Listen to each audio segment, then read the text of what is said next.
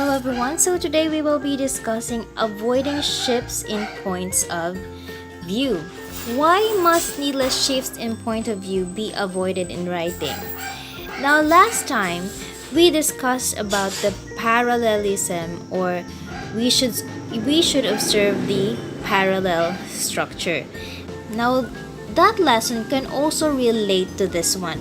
So first, we need to remember avoid shifting in point of view. Avoid shifts. Okay?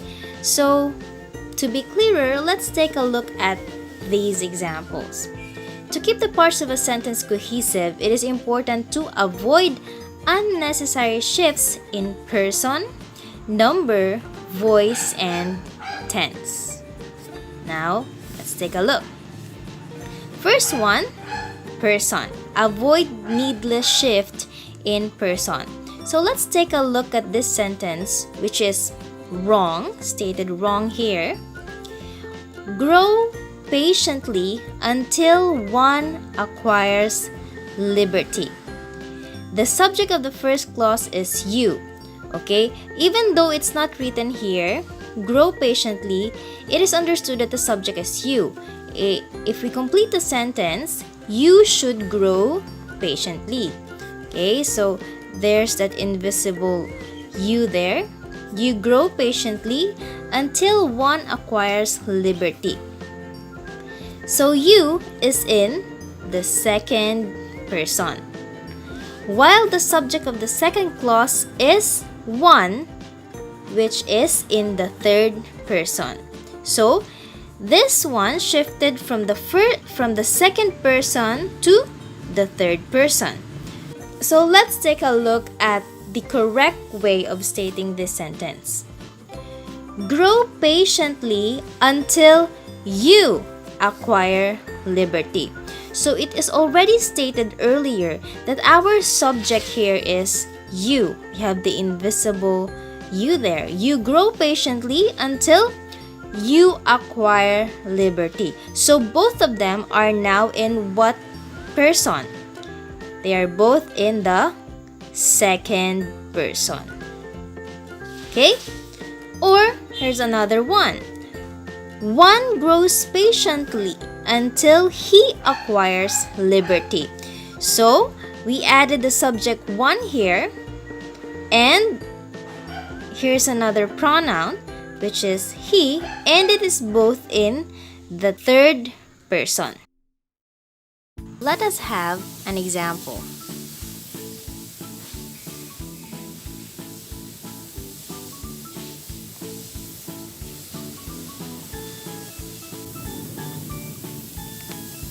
When I went to the market, you could hear the bustling sounds of the vendors. Now here in the first clause, I is in the first person, while in the second clause, we have you here, which is in the second person.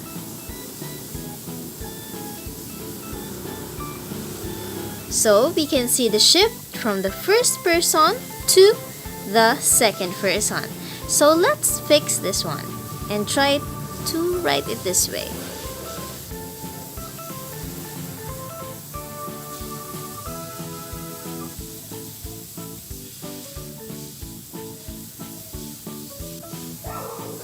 Now, I change you to I, and they are both in the first person. So we need to remember,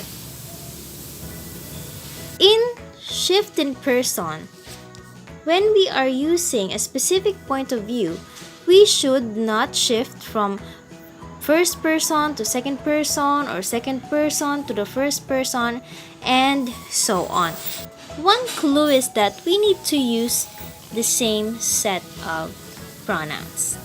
That's just one way to do it. Okay, from I to I. Now let's go to avoid needless shift in number. So, to better understand what does number mean, let's take a look at this wrong example.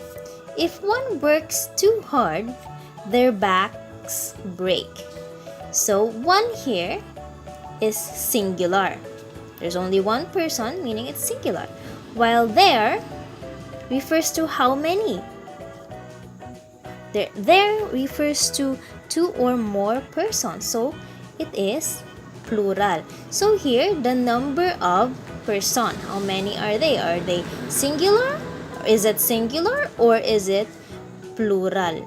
Okay, so the correct one is that if one works too hard, his back breaks. Now one is singular and his is also singular. Here's another way to do it. If people work too hard, their backs break. Now both people and there is in the plural form. Let's have another example.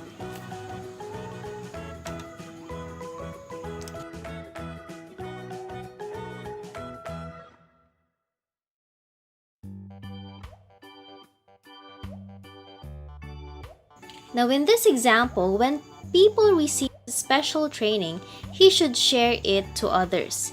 Now here, people is in what form? Now this is in plural form. And we have here he. This is in singular form. So this is wrong. Now let's make this sentence better. So we can change he. When people receive special training, so people is in plural. They also here is in plural. Now we agree in numbers. Let's go to the next one. Avoid needless shift in voice. So voice is passive and active.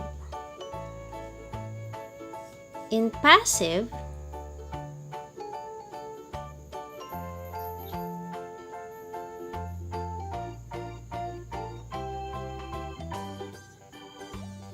subject is the direct object.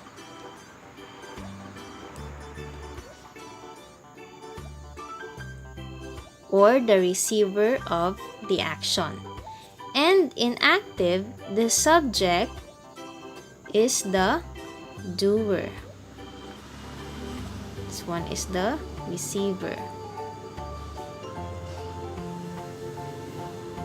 Okay, here, the slaves toiled in the sun and the fields were irrigated by them.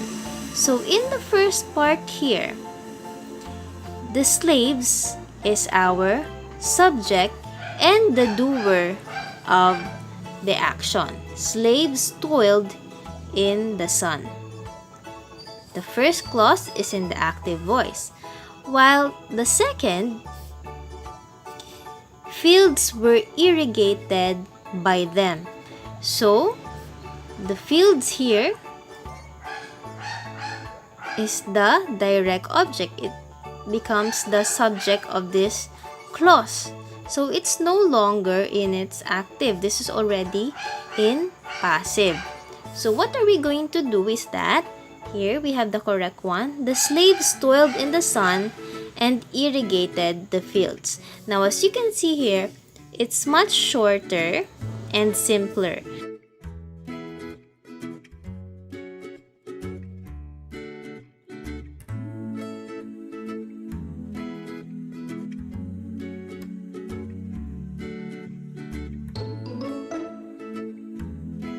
Let's try another example with needless shift in voice. So,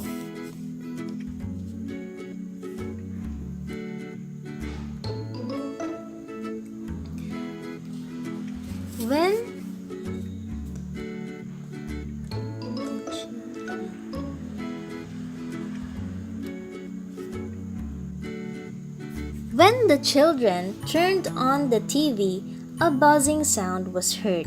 Now, the first part here, we have the subject children, and turned on the TV. The doer of the action here is the children. And then here, this is in active voice because the children is the doer of the action, turned on the TV. And in the second part here, a buzzing sound was heard. So the subject here is buzzing sound. Buzzing sound is the receiver of the action or the verb was heard. What was heard? A buzzing sound. So this is no longer in the active voice. So we have to turn this part here in an active voice. So instead of doing that, we can say they heard a buzzing sound.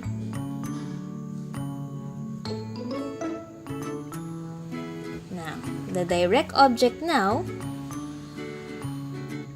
is the receiver of the verb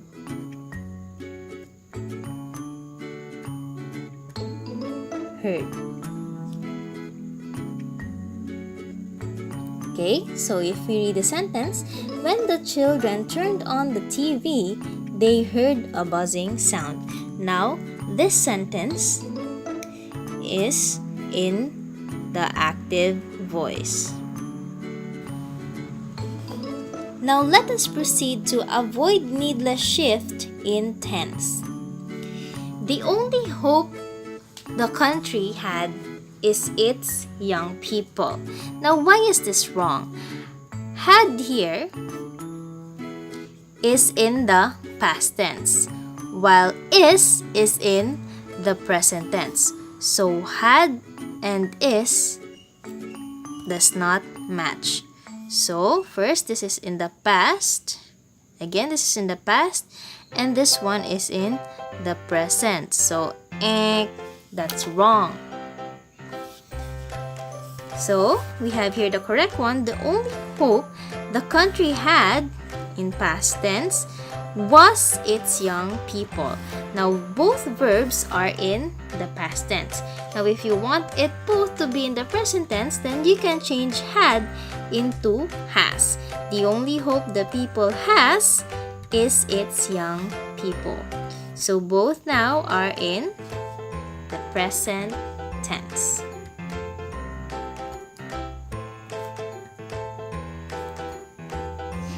Okay, sentence, I baked the cake and eat it.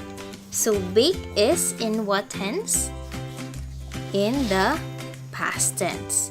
Here, we have eat, which is in the present.